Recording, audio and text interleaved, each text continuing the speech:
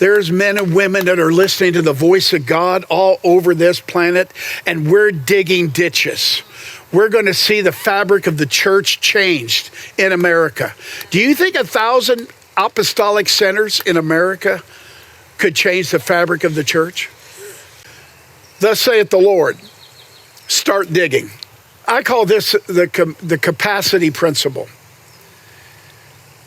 God is the source of the miracle. You can't make the miracles, but you can make the container for the miracle. Now, here's the capacity principle. If you decide to dig ditches of about the size of a gallon, that's what you're going to get. You're going to get a gallon. If you dig many ditches, God will fill whatever you bring him. Now, this is how faith works, guys. Many of us, we just don't want to dig ditches. How many of you can remember digging ditches? Now, you guys won't believe this about me. My family, we dug ditches. We dug trenches. We dug post holes. We dug wells. We must have dug maybe 8-10 wells on the farm back in Indiana. And you're talking about, a little 12-year-old kid with a post hole digger going down in the ground 10 feet in a 10-foot circumference. We had to have our big brothers pull us out of the wells that we dug. Oh my gosh, digging ditches. The calluses, the hard work. It is so hard. You know why God wanted to fill the valley with ditches? Because God had a plan. God's got water 50 miles away. I mean, it's a blue sky in that hot desert floor. But God has got some mountains called Mount Seir and the mountains of Edom about 50 miles away. And those mountains are high, high mountains. And God knows what he's going to do to give those three kings water. He's got water already stored 50 miles away just for that day. Does God know the end from the beginning? Yes. Who knows that verse? Isaiah 46:10. I am impressed. You taught me that. Isaiah 46:10. Even before you call, I've answered. Go ahead, know it all. Christiane. I know the end from the beginning. Which translation? Okay, that's your out right there. You can always find a translation to get you off the hook. Even before you call, I've answered. And while you're yet speaking, that's Isaiah 65:24.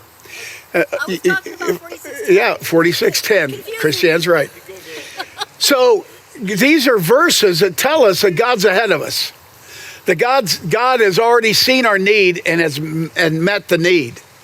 There's nothing in your life today, no matter what valley floor that you stumble on and there's no water. Believe me, there is water. God can get you water an infinite number of ways. And this is a challenge for us. When God brings us a word of deliverance, do we obey it? Are you going to dig deeper in the word, in that valley? When God tells you to do something, obey him. If we do that, if we begin to dig. Now, the ridiculousness of faith. If you and I were in that valley, and I know that's what 99.999% of everybody was thinking. This is ridiculous. Digging ditches, it's hot. It's barren. There is no water. We're already dying of thirst. And now God expects us to get shovels. This is the word of the Lord, to get shovels and start digging in a desert floor that's probably baked like concrete, baked hard like concrete. And you got a bunch of guys. Well, the people of Edom, they weren't serving God. And the people of Israel, they definitely were not serving God. And so you got Judah that under Jehoshaphat, they'd seen some miracles. And so they probably had some faith. But they somehow, I think it's probably Jehoshaphat that convinced them to start digging. You guys have a shovel. It's called your mouth. You start digging in your impossibility. Start declaring the word of God. What did God say about my valley? What has he said about my condition? What has he said about my sickness? What has he said about...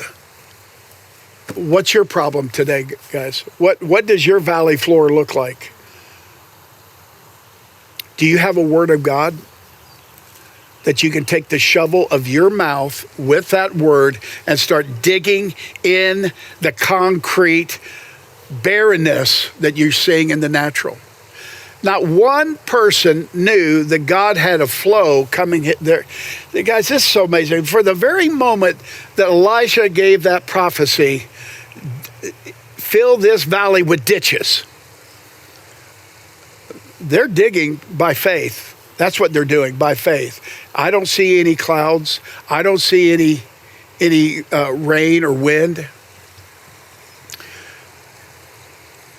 And here they are, not realizing that while they're digging, and probably a lot in hopelessness, maybe there was a little bit of hope.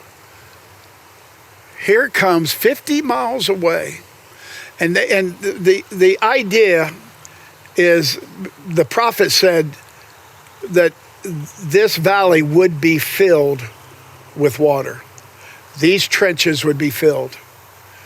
Now, sometimes God makes these promises that we just think can't come to pass. So I don't know, how many miracles, honey, we've had over the years. So we've had some pretty amazing miracles. And how many of you say you've had some really, God's moved in your life? You've had, so I've been declaring the impossibility that we're going to build 1,000 gardens. How many have heard me say that? You have? Will you testify that you've heard me say that? Now, I'm the only person I've ever heard say that. I've heard you say that I've said that, but I'm the only one that said that. I want to go on record right now. Standing right over right 5 steps from where Dorothy is, on Wednesday, I was told, Matt, we got a lady that wants to come see the gardens. And I said, yeah, bring her over. Well, I got out here. They'd been out here walking around for about 10, 15 minutes. And I said, well, who are you? And my name's Nancy. And so they wanted me to share the vision a little bit. And then this is where faith kicks in, guys. Faith, because I heard this from the Lord probably 5 years ago now. We're going to build 1,000 gardens. And not one time have I given up on that confession of faith. Because I really felt that was the Lord, that there will be 1,000 gardens. So I said, well, Nancy, what's your why are you looking to get married here, or what's your vision? And she turned and she looked right at me, 3 feet away from me, looked me right in the eye and said, God spoke to me, I am to build him 1,000 gardens. That's pretty strange. Wouldn't you think? Now there's 2 of us on planet Earth that have said that. But you know what I think? I think that just like Elijah, God had to tell Elijah, hey, Elijah, you get encouraged. There's 7,000 that haven't bowed their knee to Baal. There's men and women that are listening to the voice of God all over this planet, and we're digging ditches. We're going to see the fabric of the church changed in America. Do you think 1,000 apostolic centers in America could change the fabric of the church? Possibly, if we don't get religious on the Lord. They're not all in America. But listen, Brian's got probably a couple hundred himself overseas. It's over 1,000 if you're going to just limit it to. And so we're going to have, why stop at 1,000? I mean, if you got faith to go for more, let's go for more. But the impossibility of what you're looking at shuts most people down. You cannot allow your faith to be overwhelmed by a circumstance. This is what really made God mad with the 12 spies.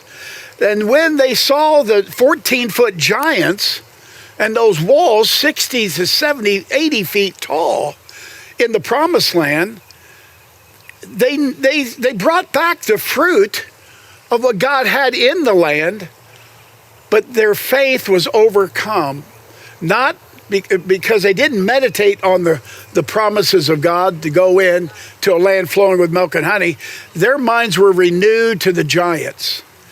And you can't have your mind renewed to no water. You can't.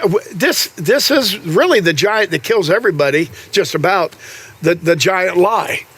The giant lie is, I have no money. We can't do this assignment. Where are we going to get the money? And we limit the Holy One of Israel because we judge God, his ability, based on our resources. You can't do that. If God gave you a word, dig the ditches. Dig the ditches and keep digging. I think they dug all day and all night. I think they kept digging through the night. And you know, as they began to dig that water, those mountains are about 50 miles away. That water was 50 miles away. God already had it and as soon as they started digging, God started sending the water. Now it's 3 a.m, and instead of 50 miles away, that water's 10 miles away. They don't know. They still don't know there's water coming their way. But at 9 a.m., you know what 9 a.m. is, their time? That's the time of the morning sacrifice. That's when the lamb is slain. Morning and evening, morning and evening. A lamb in the morning, a lamb in the evening. And that blood was being shed at that very moment the water showed up. It says at the time of the morning offering, the ditches were filled. And not only were they filled, they were blood red. From that's what the Moabites saw because of the way the sun was, maybe, or maybe this God made them see. I mean, you got the favor of God. He'll do for you in the battle. It won't even be a fair fight. Moab got tricked in running out there saying, oh my gosh, the 3 kings have killed each other. And now look at all the blood. Well, they probably ran out there without their swords and shields. And when they show up unprepared to fight, it says Israel rose up and began to kill them. And they chased them all the way back and devastated the Moabites. And this is one of the things that I believe today.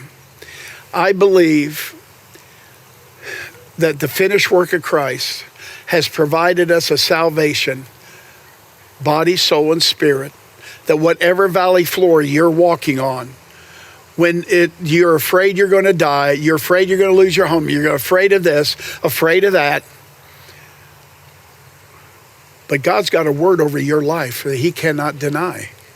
He's spoken promises that he will not fail you.